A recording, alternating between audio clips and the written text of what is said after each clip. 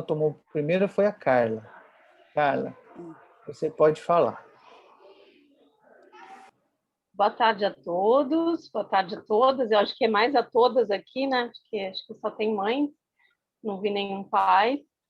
E agradecer o doutor Caio, né, por esse tempo que ele está aqui dando essas aulas maravilhosas para a gente.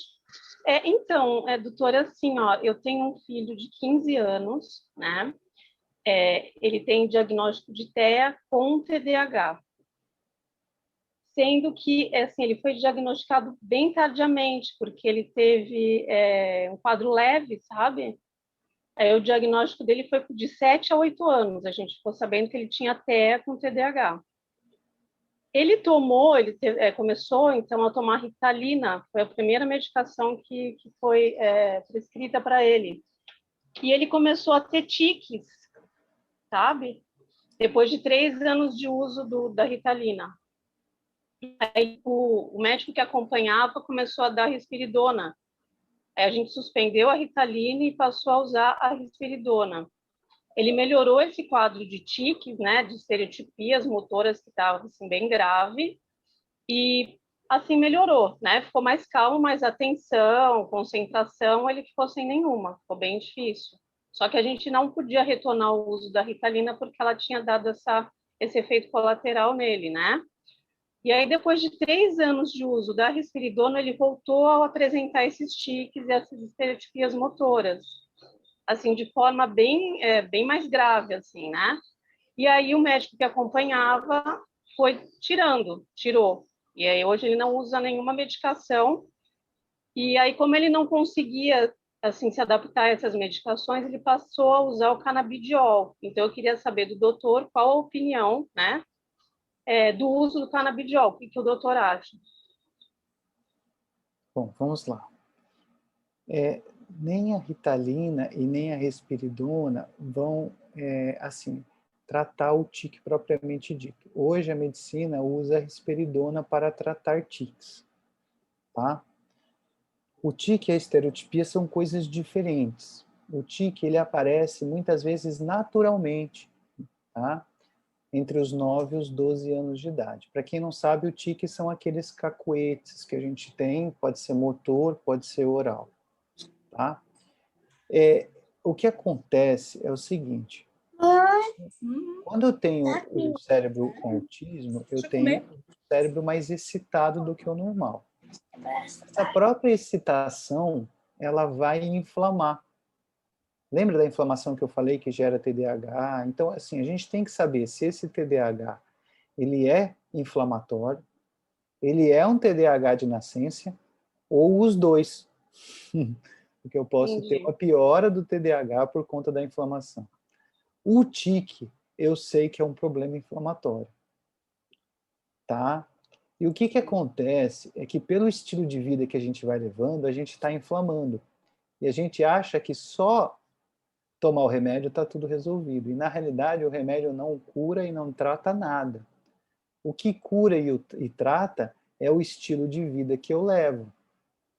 Certo? Então, dormir cedo, usar poucos eletrônicos, atividades terapêuticas, atividades de desenvolvimento, atividades pedagógicas, todo o movimento de desenvolvimento é que vai organizar o cérebro. O que aconteceu é que quando eu tomei a risperidona, eu diminuí a excitação. E na hora que eu diminuí a excitação, há uma melhora vertiginosa no tique. Mas se eu não estou cuidando do estilo de vida, o meu cérebro está inflamando. E dali a alguns anos, o tique volta a aparecer, porque ele é secundário à inflamação. Por isso que a cura não é a medicação. A medicação ela vai aliviar os sintomas enquanto eu estou mudando o estilo de vida. E o que acontece com os adolescentes hoje é que eles levam uma vida muito inflamatória, principalmente os adolescentes com espectro do autismo, porque eles ficam enfurnados no eletrônico, né? Enfurnados. Os de alta funcionalidade, então, é uma coisa incrível. E aí o processo inflamatório é muito grande. Bom, vamos falar de canabidiol. O canabidiol, ele é uma medicação experimental. Eu sei que está todo mundo utilizando, mas ela é experimental. E a indústria farmacêutica está adorando isso, porque eles estão ganhando um dinheirão. né? É caríssimo o canabidiol, né? E ele é um movimento, nós estamos aprendendo sobre ele. Nós temos dois tipos de canabidiol no mercado que geralmente vem misturado na mesma forma. O canabidiol puro e o tetrahidrocanabidiol, que é o THC, tá? Eles têm funções completamente diferentes no cérebro. O canabidiol puro, ele é um anti-inflamatório e ele tem uma ação muito forte como anti-inflamatório. Ele trata depressão inflamatória, ele trata até doença reumática, para você ter uma ideia. Até reumatismo, ele é tão forte anti-inflamatório, né? Ele alivia a dor do câncer, para você ter uma ideia do poder anti-inflamatório que ele tem. Então, isso é um movimento muito importante da gente entender, porque o autismo ele tem um padrão inflamatório muito alto. O THC, que é o tetraidrocanabidiol, não é anti-inflamatório, mas ele é um modulador de senso-percepção e, ao mesmo tempo, um ansiolítico. Porque quando a nossa senso-percepção está mais modulada, a gente alivia o nosso padrão de ansiedade. O grande problema da ciência é que há um tempo atrás, há mais ou menos uns 15 anos atrás, em 2005, 2006, começaram a sair uns trabalhos com canabidiol, quer dizer, com cannabis, com a maconha, mostrando que o THC era uma droga muito ligada à esquizofrenia em jovens e adolescentes. E isso está consagrado na literatura desde então, a ponto de os critérios de esquizofrenia, dos critérios de esquizofrenia mais importantes, os 3 mais importantes, 2 deles estão ligados ao uso da maconha, ao uso do THC. Então, usar maconha antes dos 16 anos de idade e usar maconha mais de uma vez por semana são critérios para desenvolver esquizofrenia. A esquizofrenia é uma doença genética, eu nasço com ela também, ela é do neurodesenvolvimento, só que ela só aparece após os 15, 16 anos de idade. Tá? Então, a gente não sabe quem vai desenvolver e quem não vai. E algumas coisas podem incitar esse desenvolvimento. Não incitem quem não tem o gene e quem não tem genética, mas a gente não sabe quem tem e quem não tem. E a gente sabe que quem tem TDAH e quem tem autismo tem uma maior probabilidade de ter os genes da esquizofrenia. Por isso, nenhum médico hoje que tem uma mente um pouco mais saudável, né, prescreve canabidiol com THC em crianças. Por quê? Porque eles não sabem dizer quem vai desenvolver e quem não vai. Eu tenho um paciente com 9 anos de idade, autista, que está tomando canabidiol com THC. Não fui eu quem receitei, foi a própria mãe que buscou uma entidade dessas, comprou o canabidiol e deu.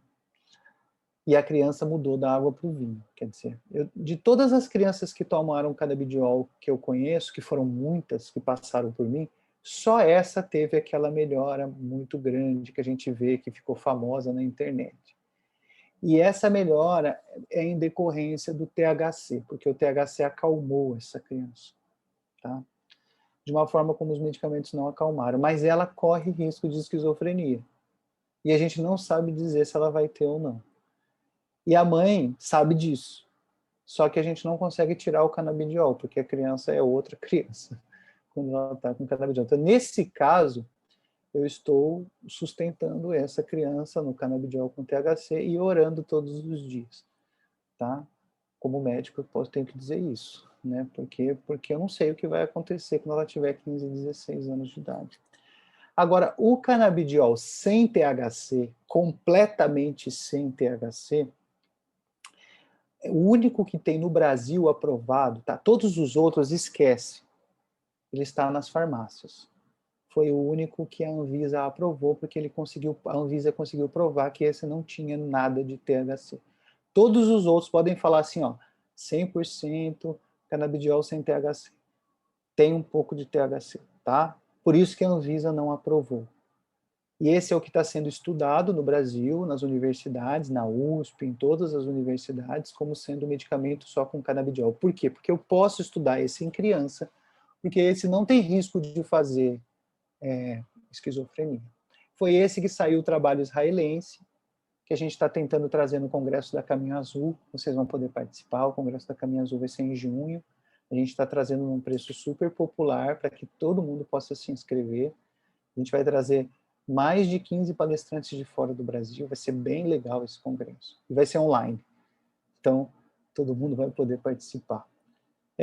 Então, a Nora, que foi essa pessoa de Israel que produziu os trabalhos que foram publicados em dezembro de 2019, eles conseguiram provar o canabidiol trazendo benefícios para autismo sem efeitos colaterais a curto prazo, tá? E isso só com canabidiol puro. Então, isso deu um pouco de segurança para a gente usar o canabidiol puro como anti-inflamatório, tá? Então, o que ele vai fazer? Esse estresse que causa o burnout, que causa a depressão, que causa o TOD, que causa um pouco do sintoma de desatenção, que causa irritabilidade que a gente está falando, esse estresse inflamatório, ele pode ser melhorado com canabidiol, tá? E melhora mesmo, tá? O grande problema é que a USP está fazendo um trabalho com canabidiol aí, só o canabidiol puro, para epilepsia, porque a epilepsia ela melhora muito com o processo anti-inflamatório. E vocês sabem que o canabidiol começou o tratamento para epilepsia. E eles estão usando para tratar a epilepsia de qualquer pessoa, não é só de autismo, não. Tá? E eles estão tendo muitos bons resultados. O grande problema é o efeito placebo é muito alto. Tá? Então, tipo, 40% das crianças estão melhorando com placebo. Tá? Então, isso é incrível. Então, imagina você ter convulsão e você melhorar com placebo, né? Então, metade quase das crianças melhoram com placebo. Isso é uma coisa incrível que eu não sabia. E a outra coisa incrível é que a gente não sabia é que o canabidiol dá muito efeito colateral. Tá? Eles vão começar a publicar, muito mesmo. Eles estão comparando o canabidiol a um anticonvulsivante antigo, daqueles que geram alteração no fígado, alteração no pâncreas, alteração no coração. Então, essa história de que o canabidiol é medicação natural e não faz efeito colateral é balela, tá? Dá muito efeito colateral, sim, e tem que monitorar, como qualquer remédio. Então, o canabidiol é remédio, é igual carbamazepina, é igual tegretol. Quem é carbamazepina, é igual ácido valproico. Ele faz os mesmos efeitos colaterais que os remédios. Então, ele é bom, ele é eficiente. Dá para substituir a risperidona com canabidiol? Essa é a grande pergunta de todas as mães. Depende. Se a risperidona estiver tratando um quadro inflamatório, nem é bom dar risperidona, é bom dar o canabidiol. Eu dou mais ômega 3 e melatonina, porque eu tenho um bom resultado com ômega 3 e melatonina, é mais seguro e não dá tanto efeito colateral, e é barato. Né? O canabidiol ele é caríssimo, e a maior parte das famílias que estão tomando canabidiol, elas têm uma melhora muito pequena. Ela tem uma melhora anti-inflamatória, mas é uma melhora muito pequena e não compensa pagar R$ 2.500 para ter essa melhora que o canabidiol está dando, não compensa, tá? Infelizmente. Agora, o risperidona não vai tratar inflamação, ele vai tratar hiperexcitação. Ele bloqueia dopamina e glutamina e glutamato. Então, o canabidiol não trata a hiperexcitação. E quando eu estou inflamado, eu excito mais o meu cérebro, ele fica mais excitado, tá? Só que ele não vai tratar toda a excitação que ele tem. Então, eu preciso dar risperidona para tratar a excitação e preciso dar o canabidiol para tratar a inflamação. Tá? Então, assim, eu ainda não prescrevo muito canabidiol porque eu acho um custo-benefício horrível. Eu falei isso com as empresas de canabidiol. Não vale a pena, tá? A não ser em casos extremos, onde eu tenho eu tenho alguns pacientes que são muito graves, e aí eles têm quadros inflamatórios sistêmicos muito sérios, com problemas no intestino muito sérios, alteração do sistema imunológico muito sério, e aí eles precisam de um bom anti-inflamatório. Aí sim você vê um custo-benefício bom, porque você sai de um quadro muito difícil para um quadro melhor. Mas lembram que o melhor anti-inflamatório que existe ainda é uma boa rotina. Afastar as crianças do eletrônico, acertar os problemas gastrointestinais, dormir cedo, né? Ter uma rotina de trabalho bem firmada. Esse é o melhor trabalho anti-inflamatório. Senão você vai ter uma vida desorganizada, causando inflamação e dando o anti-inflamatório, que é o canabidiol, gerando efeitos colaterais e, ao mesmo tempo, problemas. Então, a gente também tem que organizar a nossa vida. Tá bom? Pode falar, você levantou a mãozinha. Está escrito: Tia Manu Madalena Autismo. É Autismo Cartoon, é um projeto que eu tenho, doutor. Doutor, é um prazer estar aqui com você. Eu sou, digamos, a tua fã número um, por assim dizer, pelo menos aqui na minha cidade. Quem me apresentou o seu vídeo foi o próprio doutor, o médico do meu filho. Na época me deu o diagnóstico, me mostrou um vídeo do senhor explicando sobre o autismo e me ajudou muito. Eu queria fazer uma colocação. O médico do meu filho, esse que eu estou falando, o nome dele é Tiago. O doutor Tiago, ele me passou o seguinte, que ele ia dar risperidona para o meu filho nos 3 primeiros meses. E eu e ele ia controlar o processamento do meu filho. Ou seja, como ele ia encarar o mundo. Foi assim que o médico explicou. Então, meu filho, o que eu notei? Ele era muito calmo, mas ele se agitava com algumas coisas ao redor dele, e isso transformava a rotina dentro de casa. Quando ele deu o risperidona, o meu filho se acalmou, por assim dizer, por um tempo. Naqueles 3 meses que ele disse que ia dar para o meu filho a medicação. Eu e o médico começamos a trabalhar junto com a fono, a psicóloga, todo mundo, um trabalho árduo naqueles 3 meses. Nós começamos a montar uma rotina para o Anthony, nós começamos a ver do que o Anthony se identificava, o que ele começava a gostar, e começamos a entrar, por assim dizer, no mundo dele. Por exemplo, se ele gostasse muito de estar na parede, nós ia até a parede para ver o porquê que ele gostava da parede. E tirava ele através de brincadeiras ou algo, por exemplo, ele batia muito a cabeça na parede, e isso eu cheguei a falar na palestra ontem à noite, e eu cheguei a ir na parede e bater as mãos na parede para tirar ele da parede.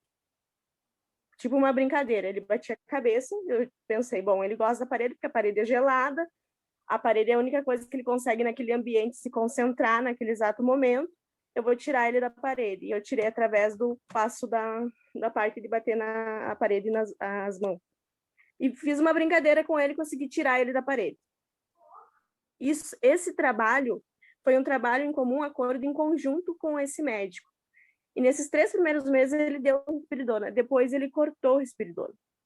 E eu fiquei desesperada quando ele cortou, porque eu pensei assim, bom, ele vai voltar tudo de novo. Na minha cabeça, na minha concepção, não era só o tratamento, era a medicação. E quando foi tirada a medicação, que isso é mais um relato, né? Quando foi tirada a medicação, eu vi realmente o resultado que o médico falou. Por quê? Porque ele já estava, como é que eu vou dizer, numa rotina. Então, era mais uma colocação que eu queria falar. E eu achei isso muito válido, porque até hoje, se for ver, ajuda muito o Anthony. Muitas pessoas me perguntam, tá, mas ele toma medicação? Não, ele tomou só nesses 3 primeiros meses. Seria É isso. isso que eu falo para vocês, Manu, que eu acho que é importante vocês entenderem. Qualquer remédio que nós vamos introduzir, eles estão longe de ser o processo de tratamento e de cura. Cura, entre aspas, de sintomas, né, vamos dizer assim. Os medicamentos, eles são apoiadores. Eles são uma tecnologia que a gente tem para facilitar com que os estímulos que nós vamos dar cheguem melhores ao cérebro. Então, vão ter medicações que desinflamam, vão ter medicações que tiram a excitação, vão ter medicações que tiram a depressão, vão ter medicações que tiram a ansiedade. Mas é o que você disse. E eu acho que o exemplo é muito bom, porque é um exemplo que mostra o quanto você participou do processo. A cura ali desse movimento que vocês estavam tratando, eu não estou falando de cura de autismo, não, presta atenção, era do movimento ali, da preocupação que existia. Foi um trabalho mediado, que a gente chama. Então, você tem um técnico que passa as informações para a mãe e para o pai, que são o principal atuante na vida de uma criança, é sempre o pai e a mãe, a família próxima, ou a avó, o avô, quem é íntimo da criança, o íntimo dessa criança. E esse íntimo é que atua. E é isso que a sociedade moderna arrancou das crianças. A sociedade moderna arrancou os íntimos das crianças. Aquelas pessoas que se uniram numa proposta de cuidar e desenvolver, a cultura, nós não temos culpa disso, tá? É uma coisa cultural. A cultura é que desenvolver criança é você trabalhar, ganhar dinheiro, pagar uma boa escola, pagar uma boa universidade, uma boa terapia e está tudo resolvido. Então, e desenvolver não é isso.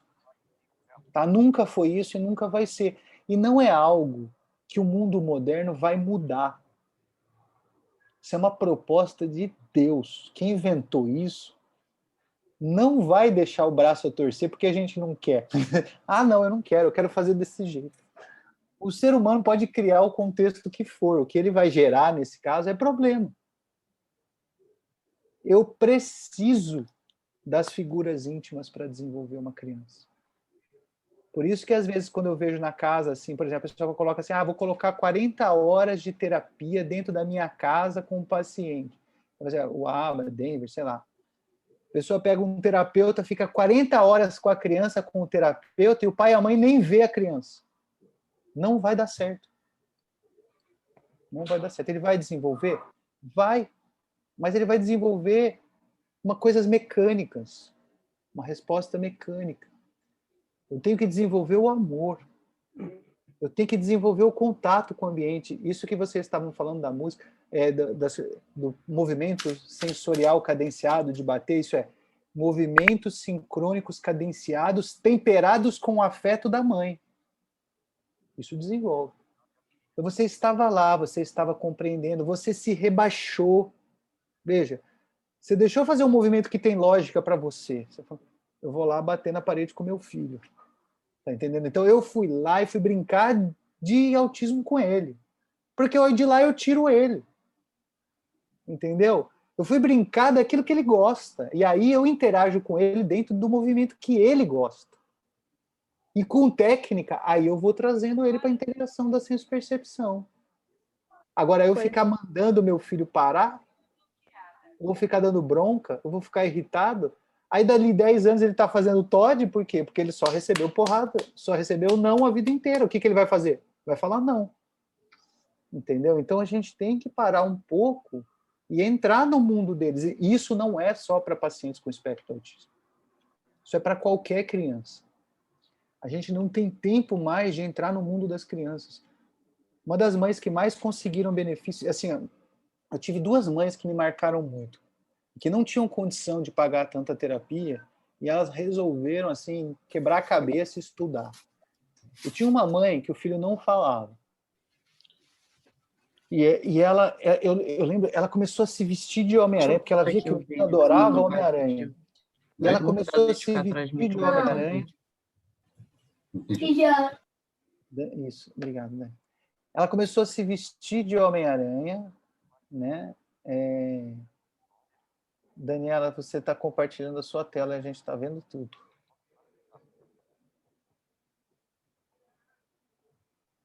Isso. Não mostre os seus segredos para a gente. Então, é muito interessante porque ela se vestia de Homem-Aranha e assim, o menino mal olhava para ninguém na casa. Assim. Quando ela se vestia, quando o Homem-Aranha chegava em casa, era uma festa. E aí ela conseguia toda a pedagogia com aquela criança. Em 1 ano a criança estava falando. E quem tinha feito a criança falar foi a mãe. Eu tenho uma outra mãe que também, ela era meio revoltada, assim, né? Ela tinha isso de ruim, porque ela era meio revoltada.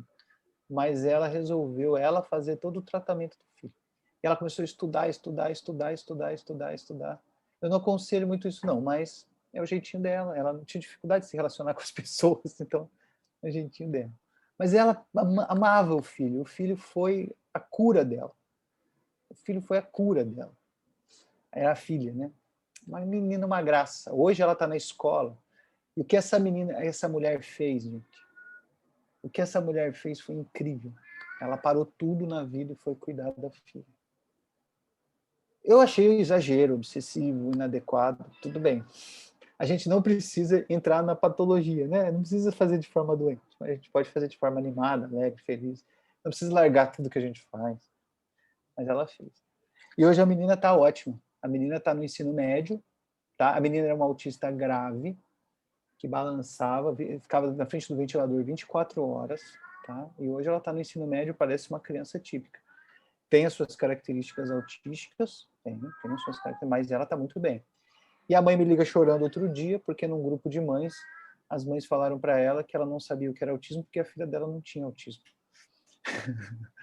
E as pessoas não sabem o que ela enfrentou, né? Porque a menina dela tinha autismo grave, né? E aí ela me ligou chorando, poxa, as pessoas não sabem do meu trabalho. Tá? Eu falei assim, parabéns, você lutou para esse dia chegar, né? Para ninguém mais reconhecer o autismo do seu filho, ninguém mais está reconhecendo o autismo do seu filho. Aí ela parou, olhou assim, é verdade, e saiu feliz da vida, e foi uma festa toda. Mas por quê? Porque é uma dedicação, é um desgaste, é um sofrimento. Você quer ajudar os outros e às vezes você não consegue, né? Então, o movimento da maternária é um movimento complexo, mas exige, tá? E quando a gente não consegue dar tudo que a gente pode, assim, no sentido assim, de ter tempo, tá, gente? Eu sei que a gente sente angústia, as mães sentem muita dor, assim, né? Poxa, eu queria estar mais tempo com meus filhos, eu queria estar mais tempo. Isso é uma coisa que vocês têm que se ajudar. Uma ajudar a outra, de se organizar nesse grupo, para vocês irem criando tempo, porque quando vocês vão se organizando, o que sobra? Tempo. Quando uma ajuda a outra, o que vai sobrando? Tempo. E o que vocês vão fazer com esse tempo? Brincar. Brincar. Vão voltar a ser criança. Vão ser felizes. Isso é muito importante. Larissa, você queria falar alguma coisa? E depois a Ana Vitória quer falar, né? Isso. Eu quero, mas eu posso passar minha vez para a Ana Vitória, se ela quiser falar primeiro. Tá bom, Ana Vitória. Pode, Ana? Tem que sair do mudo, Ana, senão você fica muda. Isso, eu consegui. Consegui. Na verdade, eu estou participando dessa palestra por indicação da psicóloga que está nos assistindo, que é a Flaviane. Ela trabalha comigo. Não sou mãe de crianças com essas comorbidades. Na verdade, sou diretora de escola. E eu acho que dos pensamentos que eu tenho, que as mães com essas crianças especiais, eu acho que elas têm um propósito nessa vida aqui nesse mundo, porque eu sei que não é fácil. Eu, como diretora de escola, eu tenho crianças com autismo, eu tive crianças, hoje eles não estão mais matriculados com autismo severo, com outras comorbidades. Graças a Deus, outras conseguimos, com muita reunião, família, escola, parceria. Eu tenho crianças que já estão tomando mais medicamentos, têm aquele momento de crise, aquela ansiedade, mas já estão tomando medicamentos homeopáticos. Então, isso para mim, como diretor de escola, é uma satisfação muito grande. Porém, esse ano, eu recebi um aluno que realmente deixou a gente bastante desesperada, porque a gente percebe que é uma família que precisa de muita ajuda, e foram trocando de escola, agora ele está comigo. E, a princípio, ao observar essa criança, depois de 2 semanas, eu acreditei, né, que era TOD, agora eu estou na dúvida. Mas pela colocação que o doutor pôs, eu acredito que seja uma revolta, porque eles chegam muitas vezes a falar para a mãe, principalmente na reunião de ontem, que ele a odiava. Mas, Ana, isso é um sintoma de depressão, tá? Isso é muito comum. A criança deprimida fala isso. E você vê que, como diretora, não é meu filho, e eu me sinto, muitas vezes, de mãos atadas e não poder ajudar. Só que as condições que ele apresentou nessas 2 semanas me preocupou, porque ele tentou fugir da escola, ele tentou tirar o extintor, subir em cima para jogar nas pessoas, né? E aí eu precisei falar com a mãe, pedir para ela. Eu acho, mãe, que já está na hora de a senhora buscar ajuda, porque trocar de escola não resolve, Isso né? aí. E é isso. Eu estou mostrando para vocês o nosso desespero, né? Sim. Então, Ana, primeiro eu quero te parabenizar, igual o pessoal está te parabenizando, por você estar aqui. Porque ter alguém de escola, né, mostra que você não é só uma diretora de escola, que você é uma mãezona, porque as mãezonas cuidam das outras mães. Trazer as famílias para a escola é o mais importante de tudo, porque as pessoas julgam as crianças, muitas vezes, sem conhecer os contextos e as dificuldades. Nós viemos de uma sociedade, Ana, muito difícil, uma criação muito difícil. Nós viemos de uma sociedade com criação pós-guerra, pós-Segunda Guerra Mundial, onde as crianças e as pessoas foram criadas para sobreviver. Então elas foram criadas na porrada, foram criadas sendo maltratadas. Nós somos frutos dessa geração. E os nossos pais ainda carregaram um pouco disso na vida deles. Na verdade, até me preocupou, porque matriculou para entrar às 7 da manhã, para ir embora às 18 horas. Aí, conversando com ele, descobrimos que ele chegava da escola e ainda ficava sozinho, porque a mãe demorava para chegar.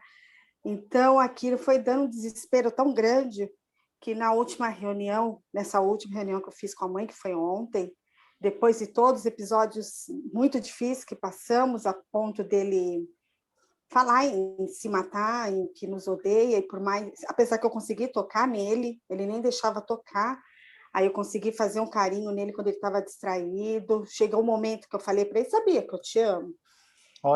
Ele me olhou como se ele nunca tivesse ouvido essa história, esse carinho, né? E conforme a gente ia se aproximando, quando foi na quinta-feira, ele surtou totalmente, ele foi embora. Se o doutor visse, foi assim uma sensação muito difícil, porque ele gritava e me chamava de psicopata. Você é uma psicopata, eu vou te matar. Mas mesmo assim eu fui forte. Na hora da saída, cumprimentei os pais, falei: ele é uma criança que precisa de ajuda, não se preocupem. Aí ele foi embora de transporte, o tio foi segurando ele e o outro tio dirigindo.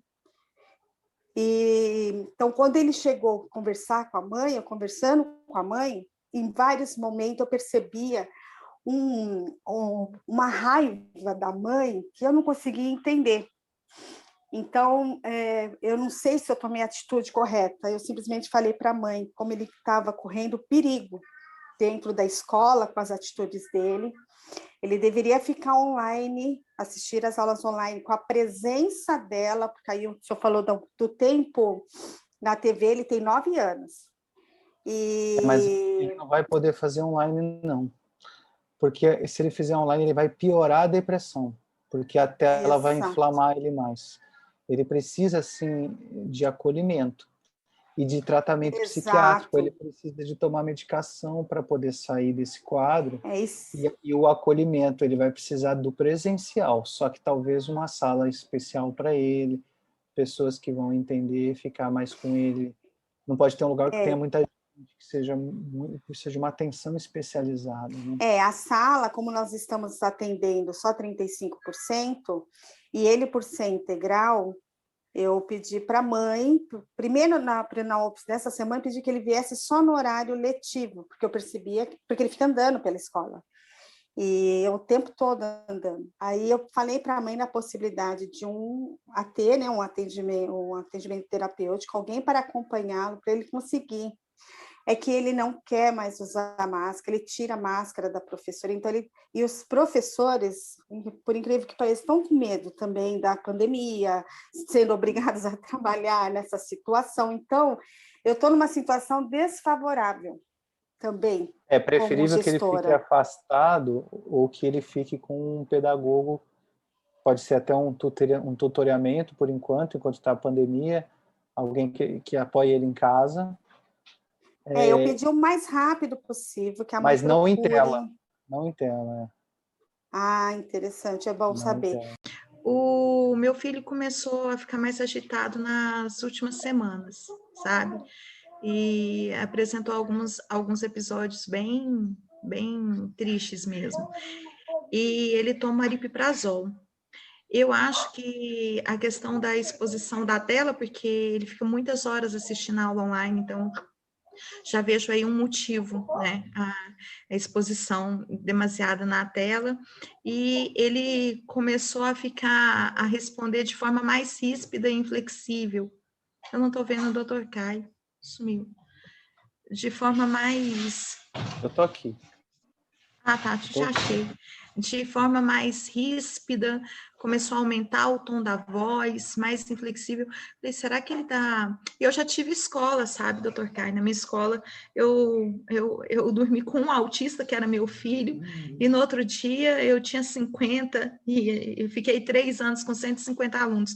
Muitos eu achava que era transtorno positivo também, como essa professora, e hoje eu vejo que poderia ser realmente depressão. Tanto é que teve um que teve uma melhora assim extraordinária de uma hora para outra com o tratamento de um psiquiatra. Pois é, e TOD não melhora assim. TOD Pois não é. tem essa melhora. E ele foi assim, foi uma melhora muito grande. E ele gostava muito de ficar buscando joaninhas no parque. E eu ficava lá com ele, assistindo ele pegar joaninhas. Uma vez ele deitou na sala e fingiu que tinha morrido. Enquanto o pai não chegou, ele não levantou. Eu realmente estava quase acreditando que ele tinha passado mal. E me empurrou, mano. E essas coisas todas, tirava pau nas pessoas. Foram momentos desafiadores. E hoje eu vejo que talvez não tenha sido transtorno positivo. Quanto ao Augusto, o que aconteceu? Nas últimas 2 semanas, ele começou a aumentar o tom da voz, começou a ficar o positivo, começou a ficar bastante agitado, e isso me traz. Ontem eu tive uma situação difícil, fiquei muito mal pessoalmente, vi que ele ficou muito mal também. E aí eu te pergunto, posso aumentar a dose do aripiprazol, mesmo se for uma depressão, porque está numa situação muito complicada, ou eu tento primeiro mudar alguma coisa da rotina da casa, porque eu vejo que ele está com muito hiperfoco em viagem, fala de viagem toda hora, e isso vai deixando ele cada vez mais ansioso e cada vez mais obsessivo e mais inflexível. E talvez seja isso também que esteja deixando ele tão nervoso. Eu não sei se eu fui clara. Foi bem claro. É assim, toda vez que... assim, mexer na medicação aí é um outro momento. Uhum. Eu não posso fazer isso em grupo de mães, tá? Então, essa sugestão a gente vai deixar de lado. Eu vou ajudar você a pensar, tá? Toda vez que eu tenho uma piora num quadro clínico, eu tenho um processo inflamatório, tá? São 2 tipos de processo inflamatório que eu tenho. Processo inflamatório funcional, ausência de sono, estresse e excesso de tela. No caso da escola, que é online, eu sugiro você comprar um projetor, porque a tela projetada não faz mal à saúde. Tá? Então, se eu tiver um cinema, por exemplo, eu não vou ter estresse inflamatório. Então, mas aí eu tenho que investigar ainda falta de sono, que é o dormir tarde, né, o estresse no ambiente domiciliar, essas coisas, que é a inflamação funcional. E tem um outro tipo de inflamação que desestabiliza, que são as inflamações sistêmicas, tá? Então, que é alteração gastrointestinal, alergias, problemas respiratórios, problemas nos dentes, no ouvido, tá? Todas essas inflamações podem gerar instabilidade. São problemas clínicos. E aí, se você mexe na medicação e essas inflamações estão acometendo, ele não melhora. Se ele teve uma piora súbita com a medicação, ou ele está piorando insidiosamente ao longo do tempo, porque ele está crescendo muito, está mudando o tamanho, tudo direitinho, então já faz um tempo que ele está com essa dose, ele vem piorando. Não foi isso que você falou que ele teve uma piora súbita. A piora súbita geralmente é um processo inflamatório. Tá? Então a gente tem que investigar esse excesso de telas, falta de sono e estresse, e organizar a vida dele. E, por outro lado, cuidar de problemas gastrointestinais, problemas respiratórios, dente, nariz, ouvido, todas essas questões clínicas que podem interferir na inflamação e piorar o quadro clínico. Tá? Agora, quanto a mexer na medicação dele, isso é melhor, isso tem que se ver em ambiente de consultório, essas coisas, porque tem que avaliar o quadro, tem que ver o paciente, tem que sentir se é melhor trocar, mexer, o que tem que fazer. Vou fazer uma pergunta rápida para o doutor. Em relação ao sono, doutor, o meu filho ele toma melatonina para dormir, tá? Assim, ele é bem sensível, se eu dou a melatonina para ele 8h30, 9h, ele já está dormindo. Eu gostaria de saber qual o tempo de sono que o senhor assim, diz, 8 horas, 10 horas de sono, para que a criança esteja bem no outro dia? Quantas horas de sono? Uma boa pergunta essa, Patrícia. Na realidade, o sono ele é dividido em 2 estágios. Um primeiro estágio que é antes da 1 da manhã, 2 da manhã, e um outro estágio que é depois das 2, 3 da manhã. Tá? O estágio antes da 1, 2 da manhã é o estágio de desinflamar, de descansar. É o anti-inflamatório. E é o anti-inflamatório mais eficiente. Tá? Então, a melatonina é bom porque ela ajuda esse processo anti-inflamatório. Ela não é só um indutor de sono. Ela é mais importante como anti-inflamatório do que remédio para dormir. Tem algumas pessoas que ela nem dá sono, mas ela tem uma ação anti-inflamatória muito eficiente. Tá? Então, essa é uma coisa. Essa é uma função da melatonina. E depois das 3 da manhã, eu tenho um sono mais que faz memória. O meu cérebro trabalha nessa hora. Meu cérebro se ativa e ali eu não tenho tanto descanso. Então, para eu ter uma boa noite, um bom dia, um dia eficiente, não adianta eu dormir muitas horas. Eu tenho que dormir muitas horas antes da 1, 2 da manhã. Por isso que o dormir tarde é perigoso. Tá? Então, o ideal é que eu vá dormir, assim, não posso passar de 9 da noite. 9 da noite já é tarde, para qualquer pessoa. E para as crianças com espectro do autismo, isso é mais importante. Por quê? Porque elas são mais sensíveis. Tá? O que atrapalha o paciente com espectro do autismo é a excitação do cérebro, que faz com que eles não consigam chegar nos sonos mais profundos, ou às vezes até ter dificuldade para pegar no sono. E uma outra coisa que atrapalha muito eles é que eles produzem muita melatonina menos do que o normal, alguns deles. Então precisa se tomar melatonina e às vezes dá a própria medicação para diminuir a excitação no cérebro, para dormir melhor, tá? E o sono é muito importante. Agora, o problema não é o número de horas que você dorme a noite toda, porque, por exemplo, se você for dormir meia-noite e acordar meio-dia, você dormiu 12 horas, mas você dormiu muito pouco nesse horário antes da 1, 2 da manhã, e aí você não descansa, porque o sono de dia não descansa igual, porque eu tenho produção do cortisol, que é o hormônio da vigília. Então, esse horário das 6 da tarde até 1, 2 da manhã é um horário importantíssimo da gente cuidar do nosso sono. Por isso que olhar a televisão à noite, jogar jogo de telas à noite, essas coisas fazem muito mal para o sono, excita demais o cérebro e faz mal para o sono. Tá bom? Uma outra é que assim, o que acontece? Eu ponho meu filho 9 horas para dormir, quando dá 5h30, 6 horas da manhã, ele está ligadaço. Normal, isso mesmo, maravilhoso. É isso aí. Vocês é que tem que dormir cedo para acordar com ele. Porque o melhor horário do desenvolvimento é das 5 da manhã a meio-dia. O melhor horário de dar desenvolvimento para uma criança é das 5 da manhã ao meio-dia. Só que o pessoal quer enfiar o pé na jaca à noite e aí não consegue acordar às 5 da manhã. Então, o grande problema aí é nosso. Porque, assim, o primeiro pico do hormônio da vigília é 3 da manhã. Hormônio da vigília. O segundo pico do hormônio da vigília é 5 da manhã. E o último pico do hormônio da vigília é 9 da manhã. E aí, depois, a meio-dia, eu já tenho queda do hormônio da vigília. E esse hormônio é que dá animação, que dá motivação, que dá alegria, que dá desenvolvimento, que é melhor atividade de trabalho, melhor atividade de aprendizado, de fazer projeto. O melhor horário para fazer todas essas coisas é das 5 da manhã ao meio-dia. Mas eu preciso estar descansado. A pessoa acorda às 5 da manhã cansada, ela vai ter sono. Então, o grande problema hoje é que a gente não se conhece mais, gente. Vocês já perceberam isso? Nós estamos tão cansados que a gente nem lembra mais quem a gente é. A gente está sobrevivendo. Então, lembra daquelas 4 organizações que eu expliquei para vocês, que são a base da gente voltar a ser quem a gente é. E aí, sim, dá o melhor do desenvolvimento para as nossas vidas. E de nossas crianças. Cuida das nossas crianças, todos vocês. Isso é missão divina, hein?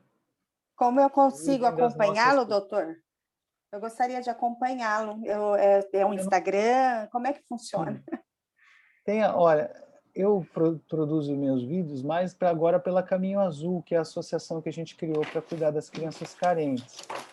Lá no YouTube tem um canal que a gente fez a série Esperança o ano passado, que são os vídeos da série Esperança. E esse mês agora já vai começar a segunda temporada da série Esperança, tá? A segunda temporada da série Esperança, que vai falar de neurodesenvolvimento. A primeira temporada da série Esperança era uma forma da gente transformar nós mesmos para sermos pessoas melhores durante a pandemia.